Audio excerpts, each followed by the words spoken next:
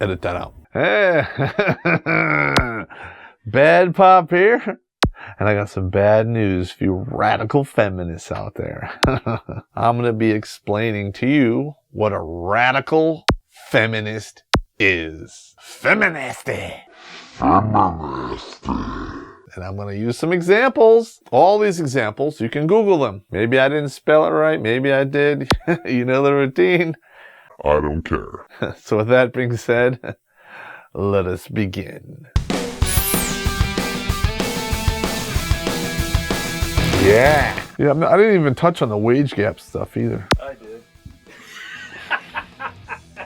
You did? That's what I'm here for. All right. Birth control and who should pay for it. I am all for birth control because recognizing when you're ready to have kids is all about responsibility. Next comes the battle over abortion. They want the government to stay out of their vagina. I respect that. But then, with the use of Section 8 welfare and many other social programs which are covered in System Surfers, they want the government to pay for their illegitimate fornication trophies. I want to give a shout out to my kids' real daddies. Thank you, government, for putting me on. I'm all in favor for government subsidized birth control because it's a lot cheaper than paying for all of these DNA duplicators. It puts the condoms in the basket. I have no clue why the feminists aren't speaking out about these reckless women that are having these children and expecting you and me to pay and be the baby daddy. Thank you, government, for being my kid's daddy, and thank you for putting me on. It's mind-boggling. The National Violence Against Women Survey. That's right. Survey.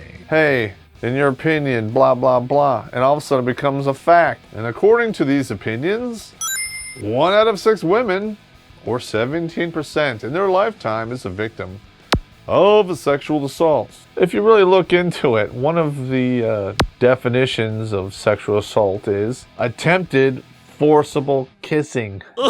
Are you kidding me? But hey, wait a minute. We've got the FBI, who basically compile all of the crime statistics, called the Uniform Crime Report. It comes out every year. And that is 26 out of 100,000 the victim of a sexual assault. I don't know, I went to school and I'm good at math. 0.032%.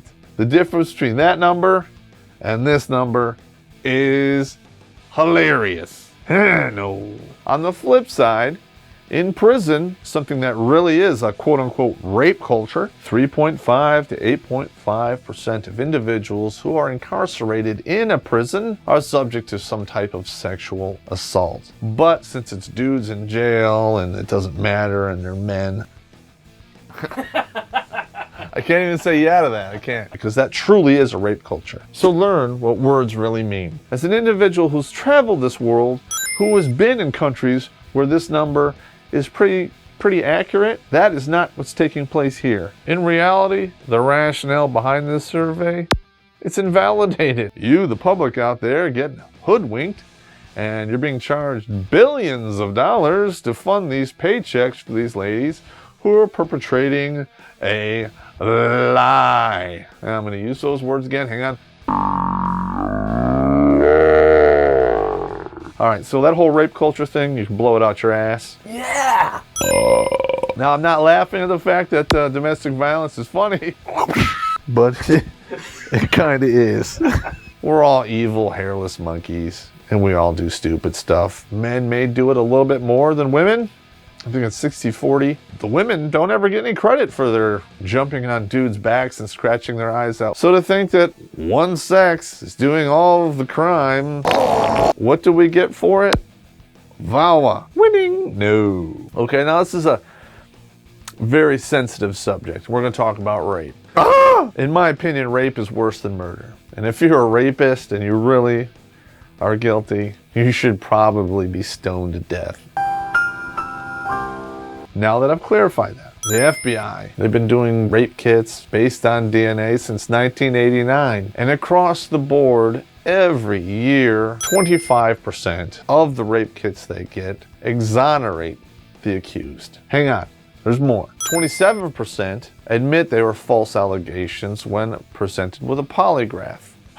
Now the radical feminists out there, they acknowledge false rape accusations, but their number is 2%. They like their false rape stats like they like their milk. 2%. No. So what is that telling you? Why must you turn my office into a house of lies? But women, yeah, they don't lie. They don't steal condoms out of the trash and use them to implicate other people. Google the cases. It's happened. It's unbelievable. Patriarchy. Yeah, no.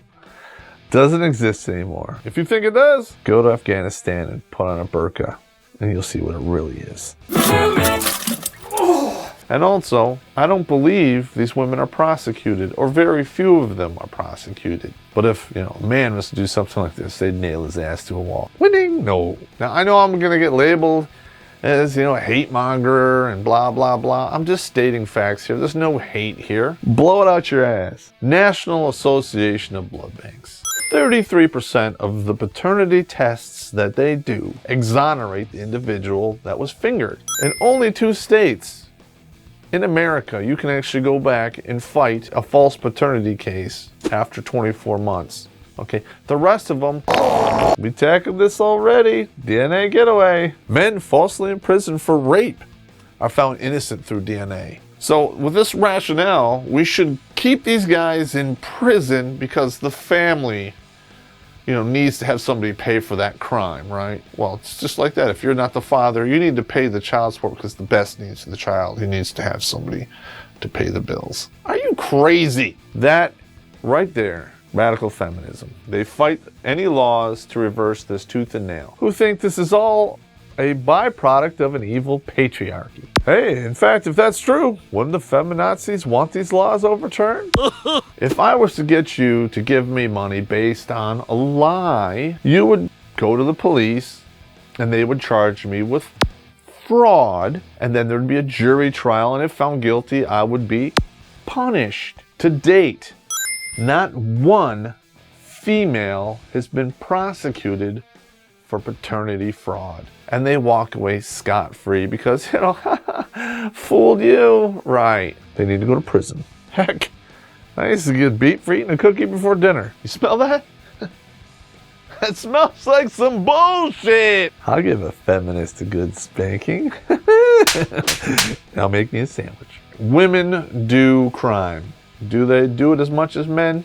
No, not really. But they do commit crimes like murder, rape, robbery, assault with a deadly weapon, basically evil hairless monkey stuff, okay? When they are convicted on those rare occasions, their sentences are only 33% of that of a man who committed the same crime. Hypocrisy stinks of it. How about you take it on the chin and accept responsibility? Does that make you angry? Because that makes me angry. I think it should be fair. Why focus on this disparity when we can focus on the wage gap, which is based on misleading statistics? When they're ironclad. But hang on, there's still yet more. Driven by states or by the federal government, there are hundreds of programs out there to benefit women in higher education. I have not been able to find one that specifically targets males, except for veterans, which are both male and female. So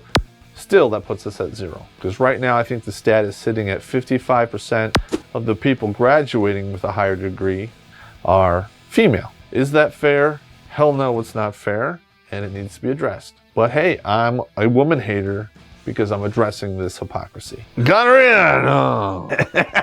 The feminists have won the right for women to fight in frontline combat units. I've served with some female soldiers, and they earned my respect. I served with the Sergeant Gazowitz. She paid the ultimate price. She was killed in Iraq. Great soldier, and I would serve with her anytime, any place, anywhere. Infantry, armor, scouts, what have you. Cool. If you can do the job and you can keep up and meet the standard, carry 60 pounds, 12 miles in 3 hours or less, do your push-ups, do your sit-ups, and be able to drag a wounded man 50 meters behind cover, you're good in my book, and I'll fight with you any day. But they don't have to register for the draft. Millions upon millions of dudes just like me have been drafted, put into war, and marched to our deaths. The feminists have fought this tooth and nail. Like, what if she's a mother? It doesn't matter anymore. I don't care if you're mother of 1 or the mother of 12. When you get the slip in the mail, guess what? You're gone. Because I hear over and over again. And it should be 50-50. And anything you can do, I can do better. Prove it. And you get to drink deeply from the cup of expendability, just like the dudes. I hope you like that. Suck it up and suck my dick. Edit that out. Don't bite the dick that fucks you, honey. It'll be good to you. They ignore logic, even when evidence, overwhelming evidence, is put before them. It somehow becomes a patriarch, oppression. We don't know what we're talking about. Nothing can be further from the truth. We know what we're talking about. The studies don't lie. The numbers don't lie. We use logic. They use emotion. The two will never, ever mix. They turn a blind eye to discrimination because in their mind, there's only one that really exists, and that's against poor them. They use the best interest of the child to cover up or to make excuses, but yet not one of them can give me a straight definition of exactly what that is. Because in my book, it would be equal access to both parents. But in their book, they want the check because it's all about the money, even though our prisons are packed with fatherless children. Anytime you speak about these, you're labeled as a woman hater. When you speak numbers, there's no hate in numbers. It just is what it is. But yet, MRAs or anyone who supports an MRA is a hate group. Now, they can't fight us on a logical level, so they just point a finger and call us names. You hate me, you got cooties, and whatever. And furthermore, the next point, feminists, especially radical feminists, are the first ones to jump to hate speech. They will resort to it in a heartbeat, especially when you confront them with the cold, hard facts, or you try to debate them logically. They fall back on emotions, and they go right back to hate speech. And we'll put some examples in this video, and you'll see exactly what I'm talking about. This is a list of the things that we're working towards. Now, if you would shut the f*** up. A radical feminist thinking is one-dimensional. It's only what's in their best interest. It's all about them and their agenda. There's no logic. There's no reason. It's just, We want what we want, and we want it now. and if you oppose us, You hate us. you're not going to get your cake and eat it too, at least not for very much longer. We're starting to organize and fight back. Busting out your bullshit and your bras and probably your boobs. A radical feminist at their core is illogical. They turn a blind eye to injustice and they speak with hate. Shut the f*** up. Now, these are a lot of issues here, and there's probably many, many more that I missed. But I'm going to give a shout out to a girl who does rant, and she'll cover a lot of this better than I ever will. I'm just a dude with a beer in a basement, bashing on the radical feminists out there, because you so deserve it. And I just want to thank everyone out there for coming along with me on this trip to wash the taste of Feminasty out of my mouth. And if you have any points that I missed, comments below. Oh, while you're at it, subscribe, like, and share.